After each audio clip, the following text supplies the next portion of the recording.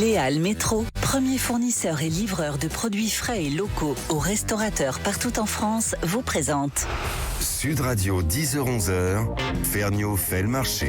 Mes amis, bonjour et bonne année. Non, bonne année, ça y est, je vous l'ai déjà dit la semaine dernière. Enfin bon, il faut enfoncer le clou, voilà. Alors, ça y est, j'ai une nouvelle à vous annoncer. Les réveillons sont passés. Ils sont derrière nous. Les rois sont passés également avec les galettes. Mais enfin, ça, on va en manger encore un petit peu au mois de janvier. Mais officiellement, ça y est, on pourrait se mettre un petit peu à la diète, hein. C'est-à-dire ne plus se mettre en frais, ne plus s'habiller chic, pouvoir un petit peu manger comme on l'entend, hein, au lieu d'être toujours obligé d'aller se mettre à des tables nombreuses et de faire des repas interminables, des agapes. Non, le temps de la street food est revenu. Oui, on peut ressortir dans les rues, enfin là où c'est plus enneigé, hein, ça tombe bien, ça peut revenir quand même, méfiez-vous. Et puis on peut aller manger sur le pouce des trucs qui nous plaisent bien, à droite à gauche. C'est tout l'objet de cette émission. La street food a regagné la France. Sud Radio, Ferniaud fait le marché. Alors j'ai avec moi un spécialiste de circonstances de cette street food, c'est Jean-François Mallet. Bonjour Jean-François. Bonjour. Alors Jean-François Mallet, vous le connaissez forcément. Si vous vous intéressez à la cuisine, à l'édition culinaire, c'est le plus gros vendeur de bouquins de bouffe depuis 10 ans. un vrai succès inattendu pour lui à un moment donné, mais qui maintenant est connu à travers un mot. Simplissime. Comment est née l'idée de Simplissime, Jean-François? Parce que ça paraît lumineux, hein. C'est Simplissime, tout est dit dans le titre. Ah oui, c'est une idée que j'avais depuis très longtemps, et parce que en fait, comme j'ai beaucoup d'amis qui rêvent de savoir faire à manger et qui malheureusement ne savaient pas le faire, m'envoyaient, vous savez, au début des téléphones portables avec l'appel, là, des messages. Ouais. J'ai ça dans mon frigo. Qu'est-ce que je peux faire Voilà. Ah oui, et comme moi, j'ai été chef avant d'être photographe culinaire, hein, pendant quelques années, et quand je suis sorti de Ferrandi, tout de suite, tous mes amis me demandaient qu'est-ce que je peux faire avec ça. J'ai un citron, un peu de beurre, du poulet. J'ai dit, bah, tu fais un poulet au beurre et au citron, c'est aussi bête que ça. Vous y prêtiez volontiers? Comment? Vous vous y prêtiez volontiers? J'ai toujours cuisiné comme ça en dehors des restaurants que je dirigeais, c'est-à-dire chez moi. La cuisine du frigo, quoi. La cuisine du frigo, la cuisine du quotidien, la cuisine de l'idée, en fait. Ouais. J'ai joué à quelques ingrédients et puis je fais un plat. Enfin, je fais à manger, on va dire. Je faisais pas de la cuisine, je faisais à manger. C'était plutôt, voilà. Ouais. Et puis, de fil en aiguille, il faut, vous savez, cette recette, faut l'écrire en une ligne parce que quand vous tapotez sur votre téléphone ou quand vous n'avez pas le temps, voilà. Donc je m'étais dit, tiens, un jour, il faudrait que je fasse un livre de cuisine où la recette s'écrit en une ligne. Et puis, je me suis dit, je vais essayer, on va faire avec ma complice, Marie-Paul Jaume, qui a fait la maquette, parce qu'on a beaucoup travaillé. Quand on est allé voir les éditions Hachette, on avait déjà tout préparé. On avait fait l'affiche, on avait fait le tour de plusieurs maisons d'édition. On voulait qui voulaient toucher notre système, et nous, on voulait pas. Nous, on voulait que cette méthode Simplissime soit vendue comme ça. Et on a bien fait, parce que c'est traduit en 19 langues aujourd'hui. Mais moi, je voulais absolument qu'on voit les ingrédients à côté en photo. Parce qu'en fait, ça rassurait. Les gens se disaient, oh, mais j'achète ça et je peux faire ça, moi. Trop facile, des sardines à l'huile, une tomate. Et aujourd'hui, tout le monde a copié, parce que même sur Marmiton, on voit les ingrédients.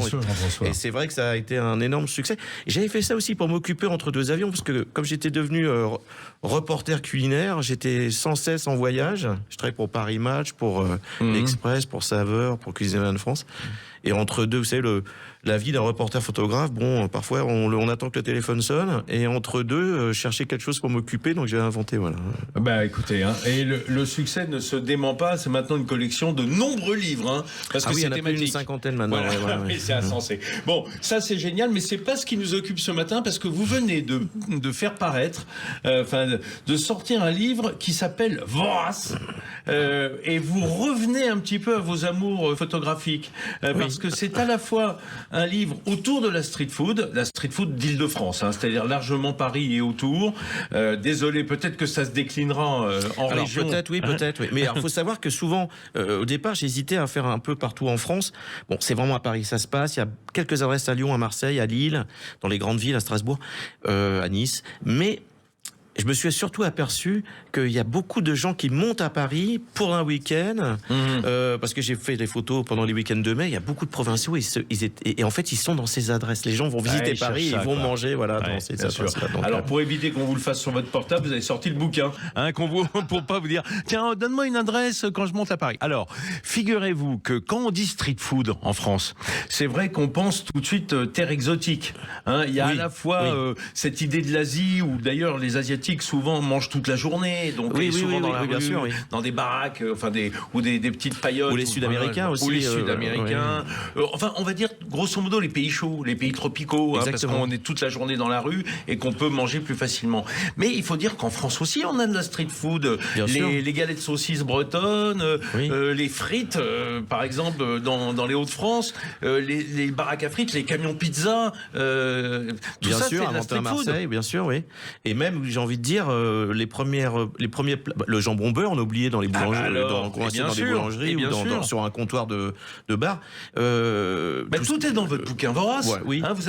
C'est une large palette. Oui, alors là, on fait à la fois un tour de France et un tour du monde en prenant le métro. C'est ça, c'est ce qui est bien. Alors, je me suis dit, je vais aller piquer un petit peu dans vos coups de cœur et passer 2-3 coups de fil comme ça nous donnera un peu la teneur de ce livre Vorace. J'ai tout de suite été vers les Puces de Vanves, en bordure du 14e arrondissement de Paris, où il y a, pas tous les jours, parce que c'est vraiment les jours de marché, il y a notre ami Souyela Bounia qui est avec nous au téléphone. Bonjour, Souyela. Bonjour. Ça va ? Ça va et vous allez bien ? Oui, alors je sais que vous êtes ce dimanche matin, normalement à l'œuvre, le dimanche matin aux Puces de Vanves, avec votre camion à frites qui s'appelle la Caravane. Mais là, ce matin, vous êtes en vacances et vous en profitez, vous faites des récoltes de patates en attendant de retourner ? Exactement, en attendant, et en même temps, je récupère après les fêtes. Alors, Souyela Bounia, alors Bounia, pas comme les Auvergnats, pas GNAT, mais oui, il y a... non, mais disons-le tout de suite. Vous avez presque un ADN dans la frite parce que c'est votre papa qui tenait la baraque à frites. Exactement, mon papa l'a tenue depuis 1988, mais à la différence de mon papa, lui, il faisait pas des frites maison. Il faisait des frites... commerciale. Alors, Jean-François Souyela, je l'ai connu au championnat du monde de la frite à Arras, parce qu'elle a été 2 fois en finale, et c'est une sacrée concurrente. Elle est venue avec sa petite sœur d'ailleurs la dernière fois. J'ai adoré la frite familiale. La frite, ça c'est l'exemple type de la street food régionale. On peut dire que dans tout le nord de la France, il y a des baraques à frites. On mange des frites soit dans les cornets, soit dans les barquettes. Alors dans le nord, on la cuit dans la graisse de bœuf. On fait plusieurs trempages pour que la première, pour qu'elle devienne croustillante. Ah oui, c'est plus que c'est une institution. Enfin, c'est presque un plat national. Je suis d'accord. Mais on a de la frite aussi dans le sud, qui est pas forcément faite à la graisse de bœuf, que fait à l'huile végétale, mais qui est très bonne aussi. C'est vrai que la frite, c'est vraiment le plat. C'est la street food française. Oui, c'est ce que j'allais dire. On dit toujours le steak frites, c'est le plat national français. Bon, il y a déjà la moitié du plat qui est de la street food, on va dire. Souyela, votre recette de frites, vous le faites dans de l'huile de tournesol ou dans... Oui, dans de l'huile de tournesol, exclusivement végétale. Bon, déjà, c'est inclusif. En même temps, c'est pas tout le monde qui peut accepter les odeurs fortes du gras de bœuf. C'est pas tout le monde qui est accepté pour vraiment du nord, etc. Ah, faut être de là-haut, ça c'est sûr. Dans le sud, c'est vrai que dans le sud, et même dans le pourtour méditerranéen, ça se fait à l'huile d'olive ou à l'huile de tournesol classique. Donc moi, j'ai grandi avec des frites à l'huile végétale et moi, ce que je recherche, c'est le goût de la patate. Les frites, ces frites, elles sont dingues. Elles sont très, très croustillantes. Et moi, je les adore parce que vous savez comment elle fait, non ? Elle rajoute parfois de l'ail confit qu'elle a cuit le matin, elle les rajoute sur les frites, sur les barquettes. C'est malin. C'est ça. C'est de l'ail confit, des pickles. Et voilà, mais moi, j'adore celle avec l'ail confit. C'est tombé par terre. C'est formidable. Alors, Souyela, évidemment, on ne vit pas que de frites et d'eau fraîche. Vous avez quand même des sandwichs ou des préparations. On m'a dit que vous aviez des hot dogs absolument incroyables. Oui, je fais des hot dogs gratinés ou classiques à l'américaine. Et pareil, je rajoute des légumes dedans, c'est au choix. Donc il n'y a pas de supplément, c'est vraiment parce que les goûts de chacun sont différents. Donc je ne fais pas payer ça, je propose une palette de légumes en fonction des saisons. Donc n'espérez pas trouver de tomates en ce moment.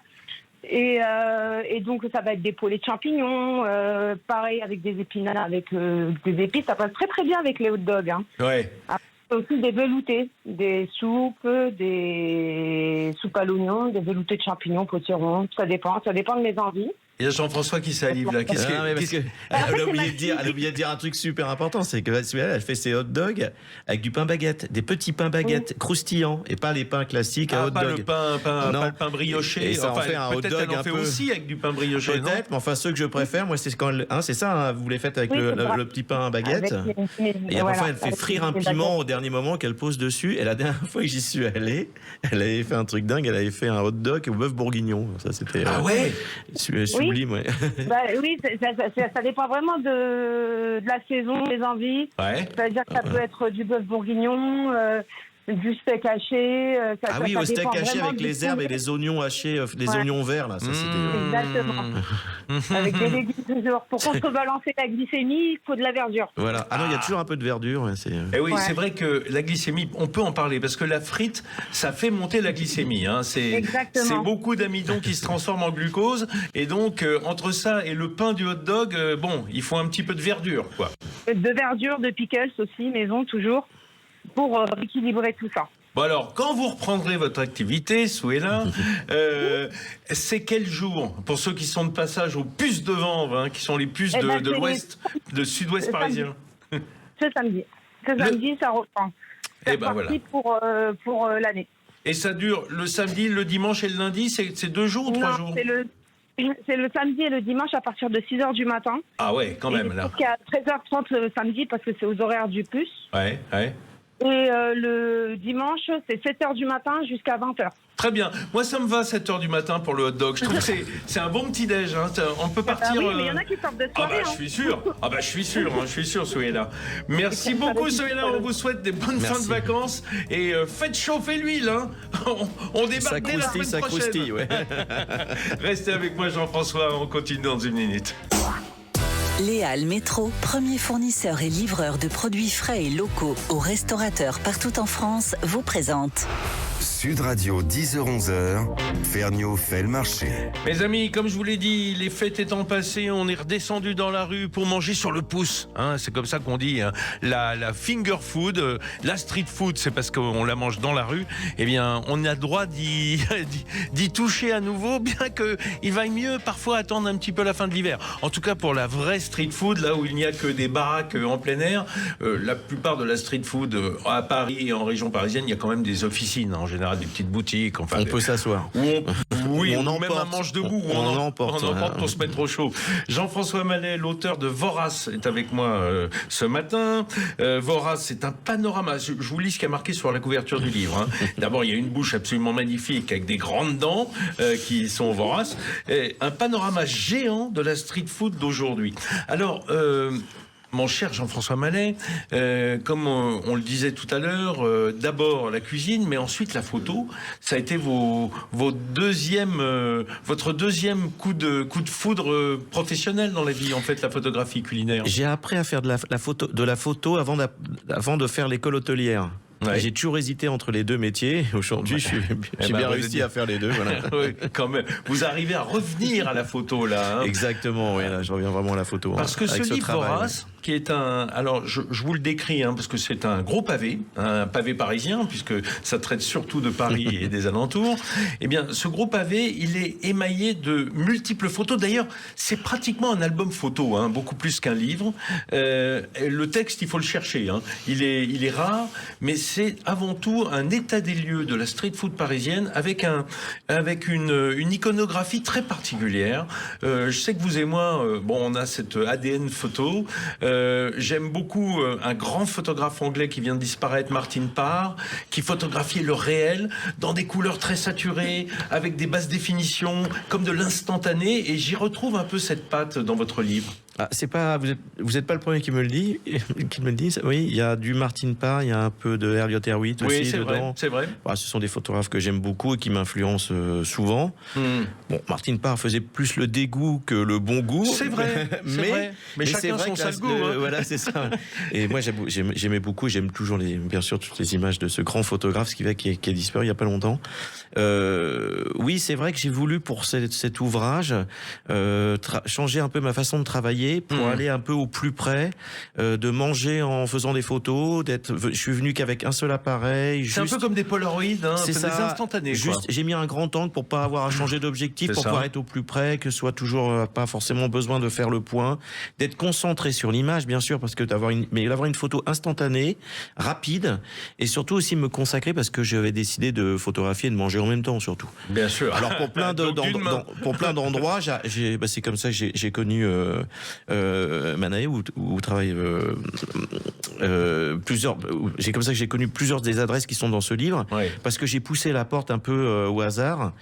Et en disant, est-ce que je peux acheter 2-3 choses à manger, est-ce que je peux faire quelques photos, et voilà.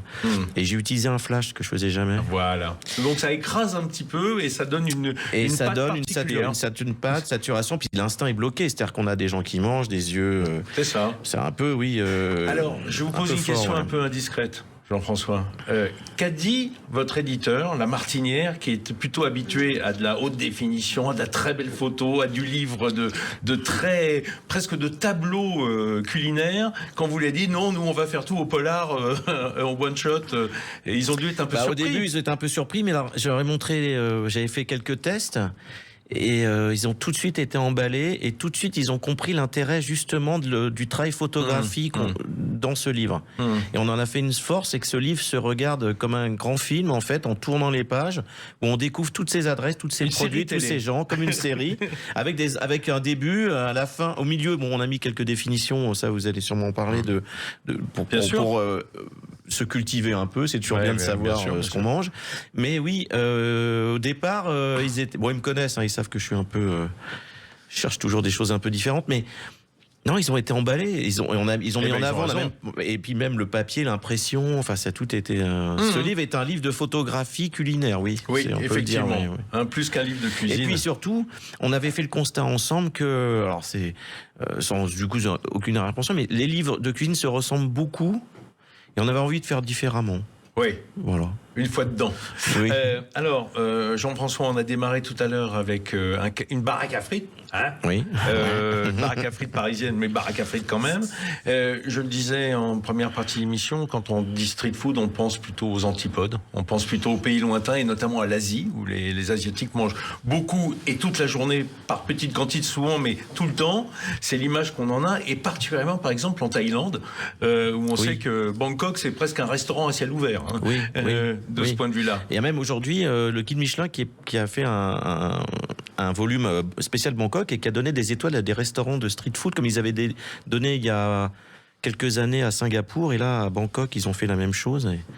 Et je suis impatient de repartir à Bangkok là pour aller voir ça. Ouais. Alors j'ai passé un coup de fil à un restaurateur, un street foodiste parisien, enfin pas vraiment parisien d'ailleurs dans ce qu'il fait, c'est Rudy Pumpadit au restaurant Mani, une cantoche thaï, comme le dit Jean-François Mallet. Bonjour Rudy. Oui, c'est une cantoche thaï, je crois que... Salut Rudy. Rudy, ça vous convient le terme de cantoche thaï? À 100%. À 100%, c'est bien. Non, je revendique l'appellation cantine. Ouais. Tout à fait. C'est-à-dire que c'est tout même l'ADN de la street food de s'occuper plus de ce qu'on mange que du décor, que du confort, etc. C'est pas ça le sujet. Le sujet, c'est vraiment au moment où on met en bouche, c'est ça? Oui, c'est ça. Et pour compléter aussi le côté accessible à tous. Ah, voilà. Vous voulez que je vous raconte comment j'ai trouvé cet endroit? D'abord, dites-nous où c'est. Ah, Rudy, allez-y. C'est où, Mani? Alors, nous, on est Alors, Mani, c'est au 40 rue d'Anguin. Oui. Dans le 10e à Paris. Oui. Et pour la rencontre, je te laisse raconter, Jean-François. Comment ça s'est fait? C'est très drôle parce que je marchais dans la rue et je cherchais un autre endroit. C'est ça. On m'avait parlé qui sont dans le livre d'ailleurs un peu plus dans d'autres pages, de japonaises qui font des bento. Donc je les cherche rue d'Anguin. Donc je cherchais des japonaises qui font des bento. Et il y avait un énorme échafaudage, et il y avait une odeur d'ail frit qui sortait, donc je regardais un peu partout, et d'un coup, j'ai vu ce petit endroit, cette petite cantine, et il y avait Rudy qui venait de rincer des grandes nouilles pour faire les pâtes thaï. Du coup, j'ai tapé à la porte, je suis rentré, je me suis présenté en disant, mais vous faites quoi? Il m'a expliqué, il m'a présenté sa femme, qui faisait de la cuisine thaïlandaise, et en même temps, je comprenais pas très bien. Voilà. Les Japonais, j'y suis retourné la semaine d'après. Mais surtout, il y avait une énorme tarte tatin, je comprenais pas bien, donc il va vous expliquer. Mais c'était assez marrant. C'est comme ça que j'ai fait la connaissance de cet endroit où j'ai fait quelques photos, puis je suis revenu après, voilà. Et c'est un endroit incroyable. Rudy, le pad thaï, c'est vraiment un gros carton, je dirais, dans la nourriture asiatique en France. Je sais que les Français raffolent du pad thaï. Vous pouvez nous dire en 2 mots ce que c'est? Alors, le pad thaï, c'est... Pour ceux qui ne connaissent pas, ce sont des pâtes de riz. Oui. Des pâtes de riz qui sont sautées, avec une sauce principalement à base de tamarin. Ouais, le tamarin qui apporte une petite acidité, une fraîcheur. Une fraîcheur acide, on va dire. C'est ça. Voilà. Et puis nous, on a notre propre recette de sauce pad thaï. Et puis vous, il rajoute du poulet caramélisé dessus, là, incroyable. Ouais. Voilà, et puis on fait sauter ces nouilles avec différents légumes, poireaux, carottes, soja. Mais vous, Rudy, Rudy, vous êtes issu d'une famille, vous aviez des grands-parents laotiens. Comment est-ce que vous êtes venu à une restauration de type thaïlandais à Paris? Alors j'y suis venu grâce à ma femme qui est thaï. Voilà, qui est 100% thaï. Et on s'est lancé dans cette aventure, nous, il y a maintenant 6 ans. Et voilà, c'est elle et puis une autre tête cuisinière elles sont 2 au fourneau. Voilà. Je suis plus à l'accueil. Voilà. Ouais, et puis ça déménage parce que moi j'en ai fait des brigades pendant les coups de feu, mais là c'est que j'essaie de rentrer vers midi, là il y a une queue dans la rue là, si on peut pas approcher. Et puis ça s'active. Hein. Oui, parce que souvent les locaux sont petits dans la street food, puisque on va pas avoir des charges. Ouais, c'est très et petit, donc qui dit street food dit en général des queues sur le trottoir. C'est là qu'on voit d'ailleurs les bons, Jean-François. C'est vieux comme l'histoire pour repérer les endroits. Moi, j'ai fait mon premier voyage en 1991 au Vietnam. Le pays venait de s'ouvrir. J'étais encore chef de cuisine à l'Élysée-le-Nôtre. Et j'étais parti en vacances, on va dire, avec mon appareil photo, parce que j'ai toujours fait beaucoup de photographies. Et pour repérer les endroits où manger, on allait où il y a du monde et on se trompait jamais. Puis surtout, c'était pratique, la street food. On avait accès tout de suite aux casseroles, aux friteuses, donc on voyait si l'huile était propre, si les produits étaient frais et puis moins de problèmes. On voit surtout si les Vietnamiens sont devant la porte. Exactement. Ou remplissent le restaurant. Et d'ailleurs, quand je suis revenu de ce voyage, j'ai décidé de faire le métier que je fais aujourd'hui. J'ai déposé mon tablier, ma toque, et voilà, et j'ai voulu. J'étais un des premiers à parler de la street food en France. Je me souviens d'un gars qui m'avait répondu: non mais pourquoi vous me dites ça? La cuisine c'est sérieux en France. Mais bien sûr, c'est en 92. Rudy, une question qui va vous sembler bête, mais avec ça, on boit quoi? Dans un restaurant de street food thaïlandais, c'est quoi la boisson? C'est la bière, la singa, c'est quoi? C'est de la bière. C'est de la bière. Avec modération, bien sûr. En ce qui concerne les boissons alcoolisées. Ouais. Et puis après, nous, on propose des jus de fruits type litchi, coco. D'accord. Mangue. Et puis, on fait également un thé glacé thaï maison. Ah, ça c'est malin. Qui a tombé, je vous le conseille. Mais oui. Tu l'avais goûté, Jean-François? Oui, bien sûr, j'ai goûté. J'ai tout goûté, moi. Non, j'ai pas tout goûté parce qu'il faut une vie pour. Mais j'en ai goûté un paquet. Bon, si vous passez par Paris et que vous n'avez pas le temps d'aller à Bangkok, faites donc un petit tour du côté de la rue d'Anguin, chez Rudy Pumpadit et son épouse qui est en cuisine, elle, pour le coup. Ouais. Merci beaucoup, Rudy. Un très bon dimanche à vous. Et nous, on continue ce petit tour d'horizon d'horizon de la street food, on va dire francilienne. Hein. On va pas s'arrêter à Paris parce qu'on va quand même un petit peu autour. À tout de suite. Léal Métro, premier fournisseur et livreur de produits frais et locaux aux restaurateurs partout en France, vous présente Sud Radio 10h-11h, Ferniaud fait le marché. Si vous êtes jeune et que vous écoutez cette émission, tout va vous sembler connu, reconnu, déjà vu. Si vous êtes un peu de ma génération, c'est-à-dire avec quelques années dans le cornet, ça peut vous rajeunir un petit peu, parce qu'on parle de street food ce matin, c'est-à-dire la nourriture des rues, quoi. Hein, quand on descend dans la rue, qu'on se prend un truc sur le pouce, même le casse-dalle, c'est de la street food. Jean-François Mallet, qui est avec moi, l'auteur de Vorace. Le casse-dalle, c'est surtout de la street food. Oui. Ah bah oui. Pour le coup, c'est même les inventeurs. Alors, figurez-vous que je suis donc avec Jean-François Mallet, qu'on fait déjà un petit tour d'horizon de son ouvrage Vorace, plus de 80 adresses dans ce livre, ce qui est beaucoup parce que vous n'avez pas été beaucoup plus loin que on va dire la première couronne autour de Paris. Hein. Là, c'est vraiment un livre sur la street food parisienne. Faut bien le dire. Pour ceux qui nous écoutent ailleurs, j'en suis désolé, mais peut-être les opus régionaux suivront, hein, parce que Jean-François, il n'est pas parisien, il est moitié breton, moitié azuréen. C'est exactement. D'ailleurs, si vous avez écouté la première partie de l'émission, il y a peut-être un truc qui vous a frappé, moi oui. Dans les deux cas, puisqu'on a été avec Souyela qui a une baraque à frites au puce de Vanves, et après avec Rodi Pumpadit qui est un restaurant manie thaïlandais, de street food thaïlandaise. La première fois, vous m'avez dit, le truc qui m'a tué, c'est le confit d'ail sur les frites, sur le hot dog, et la deuxième, c'est l'odeur d'ail frit dans la rue. Donc si vous voulez choper Jean-François Mallet, il suffit de faire frire de l'ail. Je crois que je suis découvert, ouais. Ah bah l'ail, moi je suis un complètement dingue de l'ail. Oui. Ah bah oui, ça c'est votre côté azuré, hein, c'est votre côté... Oui, il y a le saucisson à l'ail en Bretagne qui est pas mal. Enfin, il y a quand même moins d'ail et plus d'oignons, hein, et d'échalotes en Bretagne. Oui. Plus de saucisson, plus de... Alors, très bien, on va continuer notre tour d'horizon. On le disait en première partie, Jean-François, c'est vrai que on dit street food, on pense fast food. Hein, souvent, les gens pensent... alors, ça a été longtemps le hamburger, le hot dog, etc., la street food. Oui. Chez nous, les pizzas, les frites, tout ce qui se vend, en fait, dans des petites officines, des petites baraques ou des petits magasins. Et puis, il faut bien se dire, la galette, et puis il faut bien se dire, il y a quand même cette idée sudiste, hein, parce que quand on veut manger dans la rue, il vaut mieux que ça soit dans un endroit où il fait à peu près tempéré. Je veux pas dire chaud, mais quand il pleut et qu'il fait 0, on n'a pas tellement envie de manger dans la rue. Ah non. Mais alors... ce qu'il faut savoir, c'est que souvent dans plein de pays, la street food est aussi le plat national. Oui, c'est-à-dire la bouffe hors foyer, à part chez nous, il y a des restaurants. Dans beaucoup de pays, il n'y a pas la culture de la gastronomie comme on a en France. C'est-à-dire que en France, on a des grands chefs, une grande cuisine internationale connue, reconnue. Quand on parle de la Colombie, les plats qui font la cuisine colombienne, parce qu'il y a une cuisine colombienne qui est quand même assez importante et assez bonne, hein, pas aussi importante que la cuisine française, mais pour prendre l'exemple de la Colombie, ou on pourrait prendre d'autres pays, hein.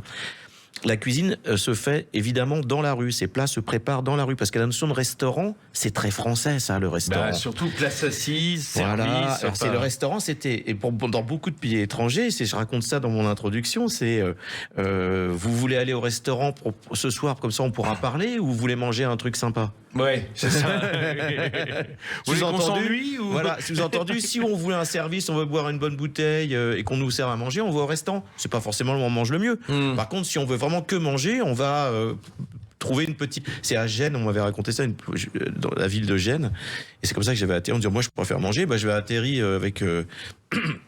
les gens qui me recevaient, qui étaient en costume cravate, dans la rue, sur un manche debout, à manger des fritures de poisson avec les mains. Tout le monde se régalait, puis après, ça s'est fini hyper tôt, parce que voilà, on avait mangé, c'était fini, voilà. Et c'est vrai qu'en France, cette culture de manger un peu dans la rue, sur le pouce, dans la main, c'est vrai que c'est plus dans le sud, hein. On a inventé les camions à pizza à Marseille, on va parler des chichis, il y a plein d'endroits.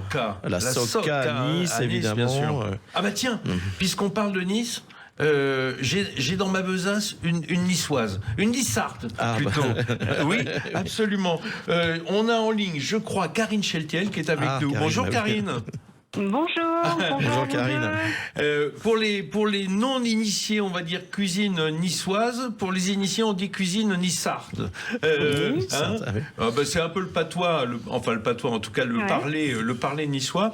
Alors Karine, vous êtes une niçoise expatriée. Je note qu'il y en a quand même pas mal qui sont venus porter la bonne parole de Nice à Paris, parce qu'il y a une cuisine provençale, mais depuis Jacques Médecin, je parle pas de ses méfaits politiques, je parle de son livre de cuisine sur la cuisine du comté de Nice, on peut dire qu'il y a une vraie cuisine du comté de Nice, c'est-à-dire de Nice et de sa région.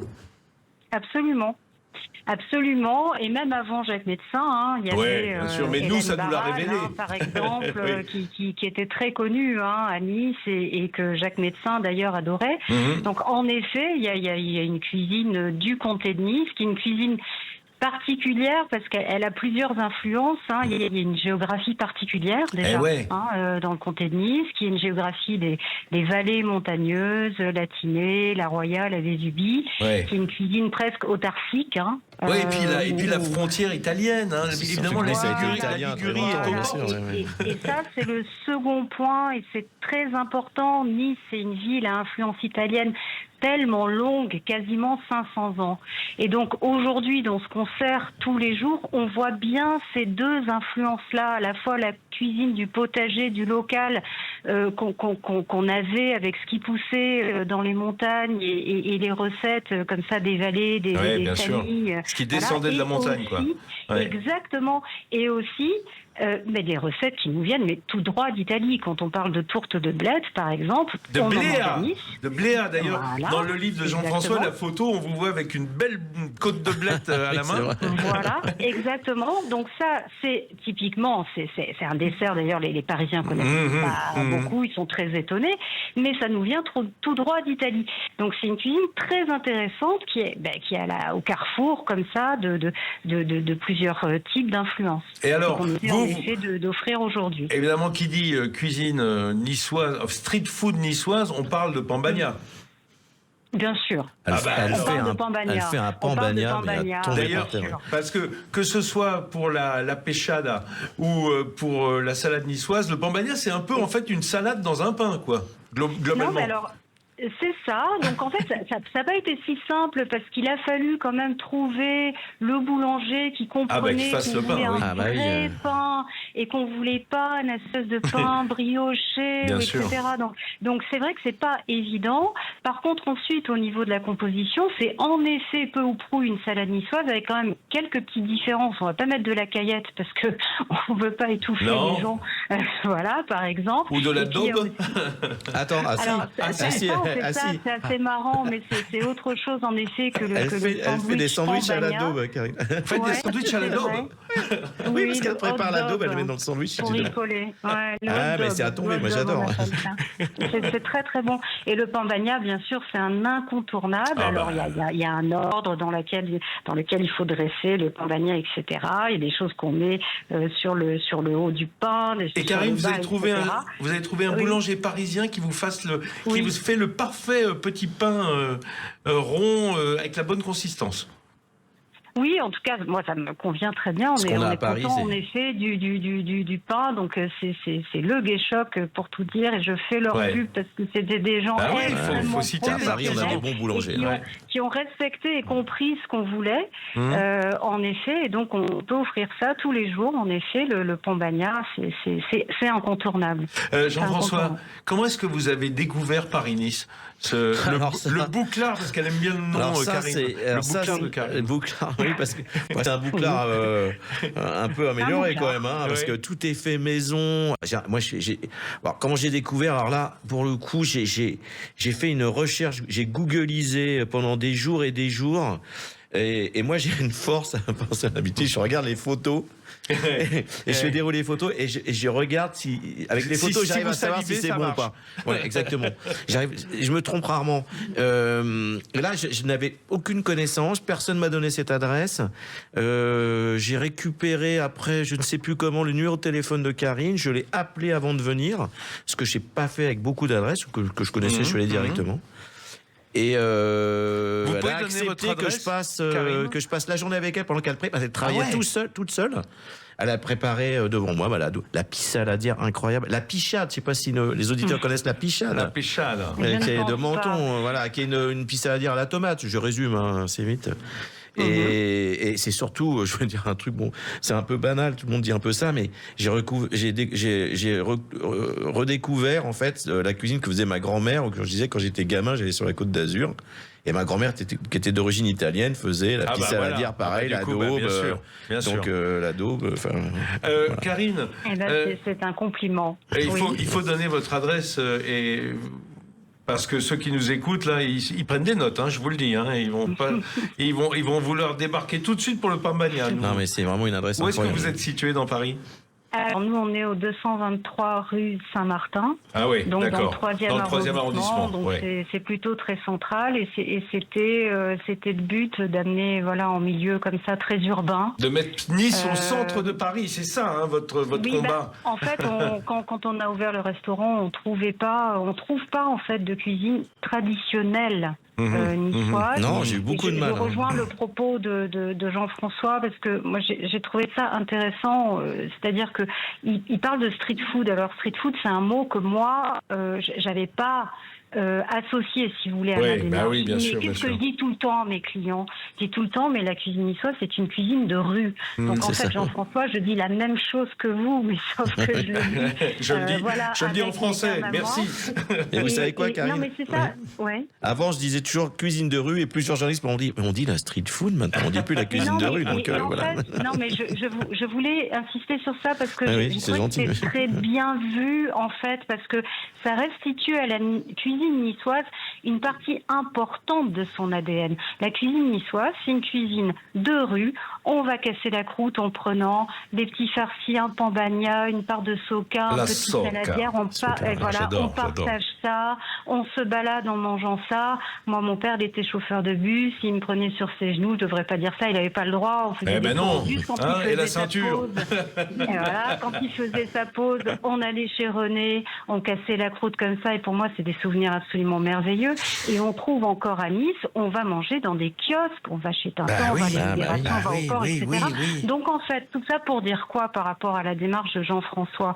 Qu'on a souvent l'impression que la street food, c'est un peu une perte de tradition, que c'est quelque chose de récent, de moderne. Mais en fait, chez nous, c'est la tradition même de la cuisine. Vous avez bien raison. Ce n'est pas bien sûr qu'une cuisine de rue.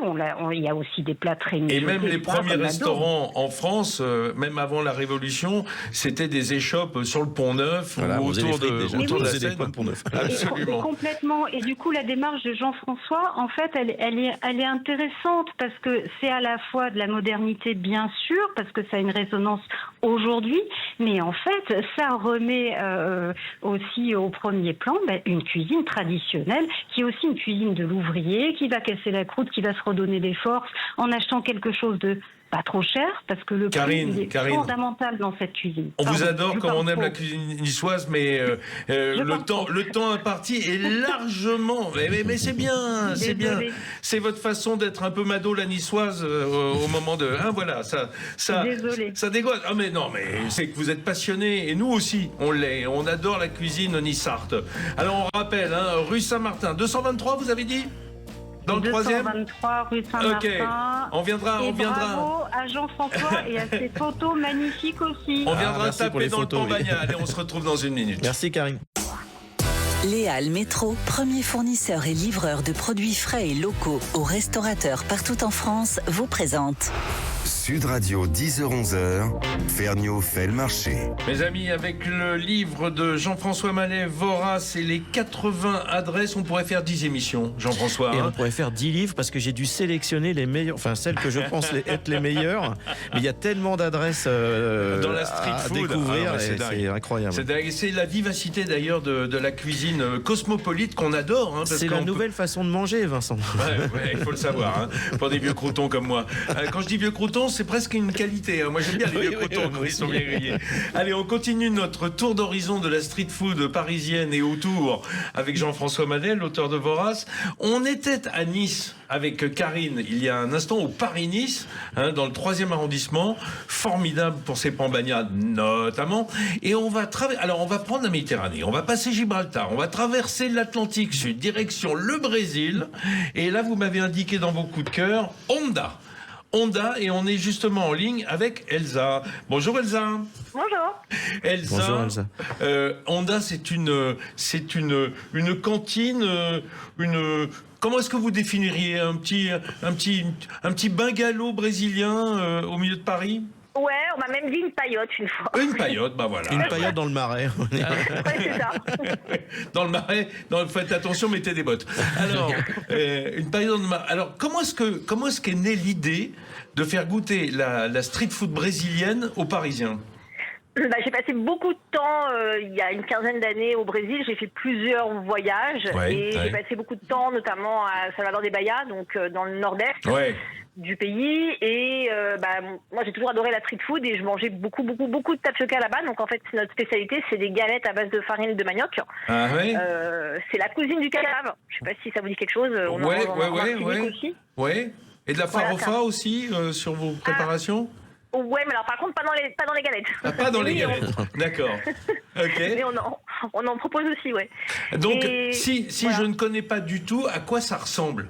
Ça ressemble à... C'est un peu comme un espèce... C'est entre le taco et le burrito, mais plus garni. Oui. C'est une galette, en fait. C'est une galette, elle est assez sèche blanche. en même temps. Très blanc, très sec. Ouais, et en même temps, c'est le fait que la garniture fait que ça devient... un peu moelleux. Moelleux, voilà. C'est aussi que nous, on revisite un petit peu cette préparation parce qu'on rajoute du fromage dans la pâte pour justement lui donner un peu plus de saveur. Parce que la farine de manioc en soi, c'est un peu neutre en goût. Ouais. Donc on a décidé justement, autant pour les Brésiliens, on va dire que c'est ce qu'ils mangent tous les jours, ils sont habitués. Pour le palais des Parisiens, c'est peut-être un peu plus... c'est un petit choc culturel. Donc on a décidé de mettre un peu de fromage dans la pâte pour justement... on va dire que ce soit un peu plus appétissant au goût des Parisiens et ça marche très bien. Ah, au goût des Parisiens, c'est très important parce que ils peuvent être durs, hein. Si ça matche pas, si ça matche pas. Alors, moi, j'ai envie de vous dire poser une question parce que vous avez forcément des approvisionnements qui sont pas simples, hein, parce que quand on veut faire de la street food brésilienne, il faut acheter les produits brésiliens, en tout cas les produits qui s'y rattachent, et notamment en fruits et légumes. Alors, en fruits et légumes, pas tant, c'est plus, on va dire, la matière première, c'est-à-dire c'est tout ce qui touche à la farine de manioc, parce que c'est vraiment la base de tout ce qu'on propose. On fait aussi des petits pains de queijo, c'est des petits pains au fromage, à la farine de manioc. On fait des dadinhos de tapioca, qui sont des petits dés de tapioca frits au fromage. Donc tout ça, c'est à base de manioc. Donc en fait, toutes les farines, effectivement, on les fait importer du Brésil. C'est sans ces farines-là, on ne pourrait pas travailler, en fait. D'accord. Et ça vient... et du coup, vous êtes forcé d'anticiper énormément, parce que j'imagine que la farine, on n'en trouve peut-être pas tous les jours. Si vous avez des bons fournisseurs? On a des fournisseurs qui sont basés au Portugal. Donc, voilà. Il y a que l'Atlantique Sud à traverser, quoi, en définitive, hein, entre Salvador de Bahia et le port de Porto, ou je sais pas où, d'ailleurs. On s'arrange, en fait, ça va. Enfin, globalement, voilà, bien sûr, ça demande un peu d'anticipation, mais on se débrouille pas trop mal et puis ça fonctionne bien. Mais vous êtes rentré avec les recettes du Brésil ou vous avez tout remis au point une fois en France? Pas du tout. Non, pas du tout. C'est vraiment, ça a mis beaucoup de temps. Enfin, moi, j'ai passé quelques mois, donc il y a une quinzaine d'années. Et j'étais pas du tout dans l'idée de me lancer dans la street food. C'est plutôt, au bout de quelques années de maturation, l'envie d'entreprendre et aussi de partager ce produit que j'adore et qui finalement n'était pas du tout proposé en fait à Paris, et je trouvais ça dommage parce que justement la street food est très développée, on le voit dans le bouquin, hein. La street food est très développée à Paris, mais pourtant la street food brésilienne elle a été un petit peu inconnue au bataillon. Et donc ça a été l'idée, le projet c'était de la faire découvrir. Donc non, en fait, je suis pas du tout revenue avec des recettes. On a tout développé avec mon frère qui est mon associé, on a tout développé à Paris en fait. D'accord. Et avec des chefs. Où est-ce que c'est Honda, Jean-François? C'est dans le Marais. C'est à 2 pas de l'As du falafel. Je centralise. Il y a la queue, l'As du falafel. Allez chez Honda. Il y a un peu moins la queue. C'est délicieux. S'il y a un peu trop de queue, passez de la farine de pois chiche à la farine de manioc. Excuse-moi, Elsa. Je suis précisé où c'est. Voilà, c'est juste à 10 mètres en fait. Voilà, c'est pour ça que. On est à 10 mètres de l'As du falafel. On est juste à côté de Miznon aussi pour ceux qui connaissent. Voilà, oui. Bon, alors. L'émission s'achève, c'est terrible parce que j'aurais bien continué pendant 1 heure de plus, Jean-François Manet. Juste pour dire, ce livre, il est bourré de coups de cœur, tout fait envie. Moi, il y a par exemple un bouclard qui m'a vraiment intéressé parce que on n'en parle pas souvent, mais il y a un kebab qui s'appelle à la maison du durum kurde. Ah oui. Alors en ce moment, attendez, en ce moment ils sont importants les Kurdes. Ils ont fait pratiquement sécession en Iran, dans le nord du pays, avec voilà, donc j'avais envie de dire des kebabs, il y en a de partout, ils dans font tout au feu de l'Orient, bois. beaucoup de Turcs, ça c'est les Kurdes au feu de bois avec particulier. On trouve évidemment beaucoup de fast-food, enfin de street-food asiatique, des bao, des nouilles incroyables, des fritures de beignets démentes. Un petit restaurant dans le 13e fait de la cuisine colombienne au milieu du quartier asiatique. Superbe, et même en de famille. La crêperie bretonne, c'est ça qui m'a plu, c'est que vous n'avez pas pu résister. Il y a aussi des c'est galettes. vos origines qui parlent. Ouais, il y a toujours un peu une galette saucisse qui traîne. Oui. Bon, merci beaucoup Elsa, merci Jean-François d'être venu ce matin. Tous ces plats, on mange pour 10, 12, 15 euros maximum. C'est ça l'intérêt, après qu'on ait dépensé, qu'on ait cassé son PEA pour les réveillons, là on peut retourner manger à prix modéré. Cuisine fait maison, produits frais dans tout le livre. Et tout ça est dans Vorace, aux éditions La Martinière. Merci encore les amis. L'émission touche à sa fin, fin FAIM bien sûr, ce matin. Maintenant direction les infos de 11h. Puis comme chaque dimanche, je vous laisse le temps ensuite d'aller faire le marché avant le déjeuner. Ou alors, pour une fois, vous avez le droit d'aller manger directement. Street food, et même des cochonneries, je vous donne l'autorisation ce matin parce que tout n'est pas absolument génial ou diététique. Une pizza, un kebab, un hot dog, ce que vous voulez, on mange dans la rue. Bon dimanche à l'écoute de nos programmes. Ça fait du bien de parler et d'écouter surtout la bouche pleine. Enfin presque, bientôt. Léal Métro, premier fournisseur et livreur de produits frais et locaux aux restaurateurs partout en France, vous a présenté Sud Radio, Ferniaud fait le marché.